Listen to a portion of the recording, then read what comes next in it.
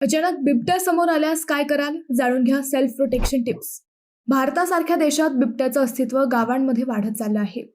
अनेकदा तो अचानक समोर आल्याने माणूस घाबरतो आणि चुकीचा प्रतिसाद देतो. पण अशा वेळी शांतता आणि योग्य पद्धतीने वागणं जीवन वाचवू शकतं. चला जाणून घेऊया बिबट्या समोर आल्यास स्वतःचा बचाव कसा करावा. बिबट्या हा अत्यंत चपळ, हुशार आणि शक्तिशाली शिकारी आहे. तो बहुधा मनुष्याला बघून स्वतः दूर जाण्याचा प्रयत्न करतो, पण काही वेळा अचानक समोर आल्यास घाबरून हल्ला करतो. म्हणून शांत डोक्याने काही नियम पाळले तर जीव वाचवता येतो. मोठा आवाज किंवा धावाधाव केल्यास बिबट्या तुम्हाला शिकार समजतो. स्थिर उभे राहा, हळूहळू मागे जा, डोळ्यांचा संपर्क ठेवा, पण सरळ डोळ्यात न बघता थोडा बाजूला बघा. बिबट्या अतिशय वेगाने धावतो. तो 60 किलोमीटर प्रति तासापर्यंत धावतो. तुम्ही पळालात की तो शिकारी मोडमध्ये येतो. हळूहळू मागे सरकत सुरक्षित अंतर वाढवा. दोन्ही हात वर करा. अंगावर जॅकेट असेल तर पसरवा. आवाजात ठामपणा ठेवा, जोरात बोला, पण किंचाळू नका. समूहात असाल तर एकत्र राहा, वेगळे पळू नका.